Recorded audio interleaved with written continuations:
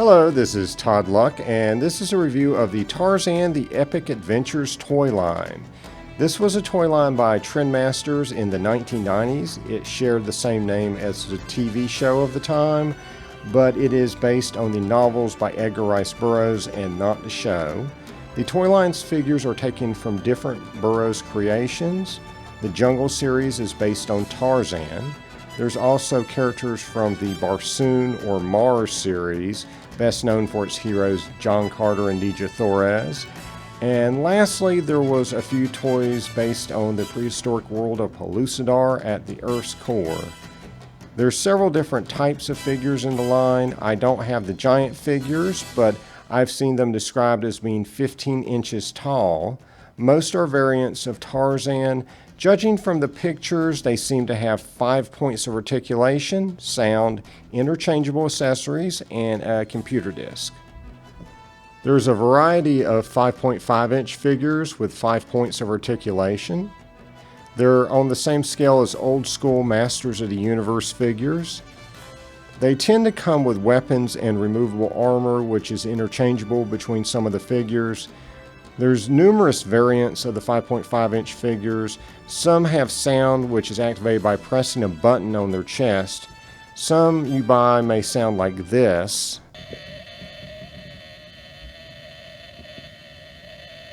But that just means you need to switch out the battery with a 357 or LR44 battery. You'll need to use a flathead 5/64 screwdriver to do that. And then it'll sound like this,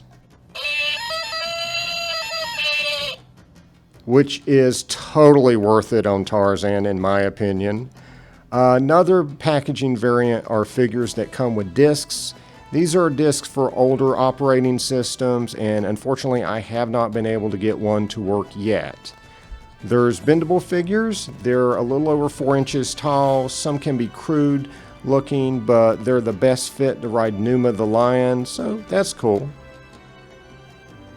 There are also figures that are just under 4 inches that come in 2 packs. They're on a similar scale to your old Superpowers or Secret Wars figures.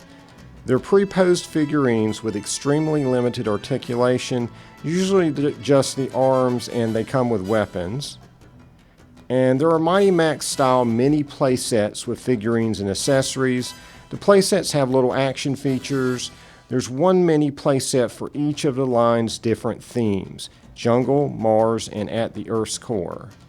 Most of the toys come with a Tarzan Badge. These are shiny and make a great looking display piece, but you will get tons and tons of extras if you collect the line. And if you're wondering where the logo comes from, it actually was taken from the December 1922 cover of Argosy All Story Weekly, which featured the story Tarzan and the Golden Lion.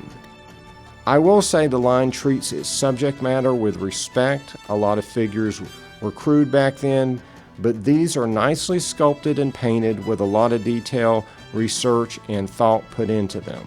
There's a nice selection of characters that go into the depths of Burroughs' work to deliver some really cool monsters. The removable armor on the larger figures is a brilliant touch, and it gives them a lot of different display options. Most figures have extra armor pieces beyond what's in the novel, which I assume they thought made them look cooler, but you can remove those if you want to display your figure as they appeared in the novels, or you can mix and match and customize it to look the way you want it to look. If you're a vintage toy collector, it's also cool the 5.5-inch figures are on the same scale as your Masters of the Universe figures, so weapons are interchangeable between the two lines.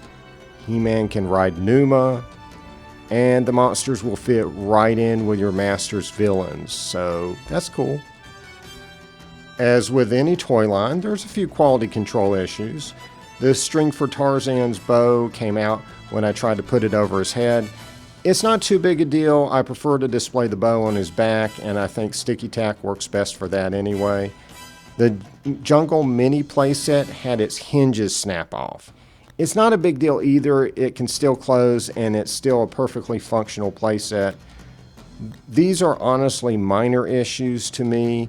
Most toy lines I collect have far worse. For instance, the legs snapped off of these $40 collectible Shinkenger Figure Arts figures.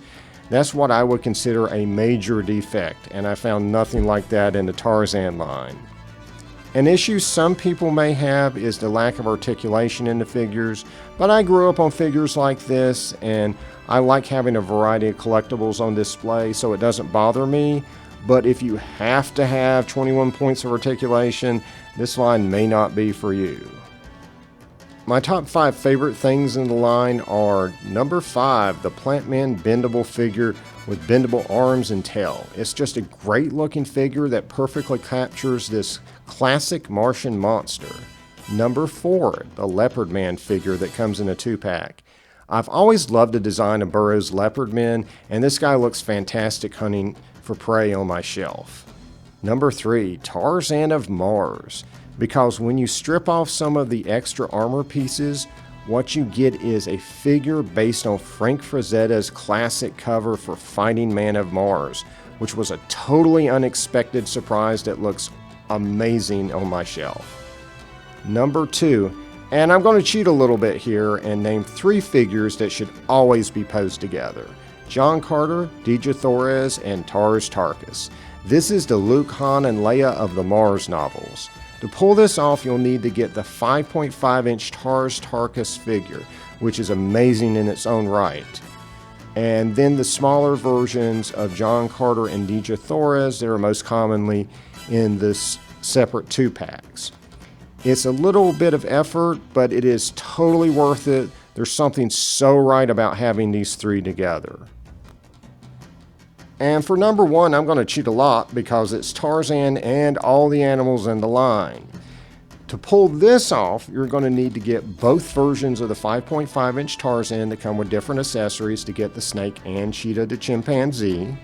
Numa the lion is sold separately, as is the 5.5-inch Kerchak. But getting them all together really shows Tarzan in all his glory as Lord of the Jungle. Since it was a short-lived line, there were many missed opportunities, the most obvious being a figure of Jane, which existed only in prototype.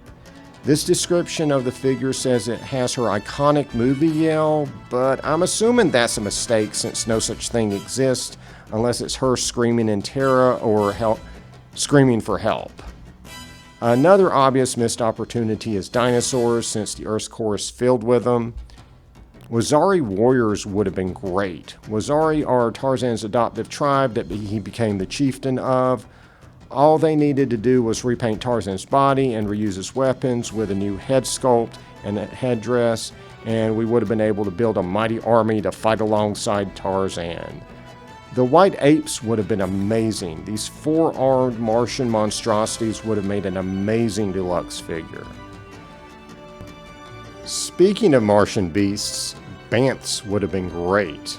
You wouldn't have had to make all their legs move, and on a personal note, I would have loved to have had a Thuvia figure to go with the Banths, which she controls in the novels. Tantor the elephant would have been perfect. He's a mainstay in Tarzan's adventures, and they could have tricked him out with golden armor and a saddle. Sheeta the panther is also a major part of the Tarzan mythos, particularly in the classic Beast of Tarzan. I would have been perfectly happy with a static figure thrown in as an accessory for this one. Same thing goes for alligators. Fights with these scaly beasts are one of the things Tarzan is best known for. Would have loved to have gotten one in this line. So why did the line end? It's hard to say. The show could have been a factor. A second season of the TV series was planned. They'd already recast Tarzan and cast an actress to play Jane, but the production company went bankrupt and the second season never happened. The show acted as a tentpole for the push of Tarzan products at the time. Once it got axed, all of it stopped except for the Dark Horse comics, which would continue on for a few more years. Overall, I really love this line. I hope someday to get a modern line of toys based on Burroughs properties, but until then, at least the toy line we got was a good one.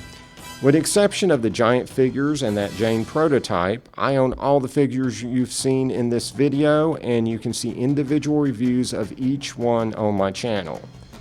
I got these figures because it was a line that was always a curiosity to me in my youth, but I never got into it. And it was fun discovering exactly what these figures were like. If you're ever wondering about an old toy line you never got, I'd say spend the time and money and give it a try. The results may surprise you. It may be an adventure worth having. Like and subscribe for more videos, and until next time.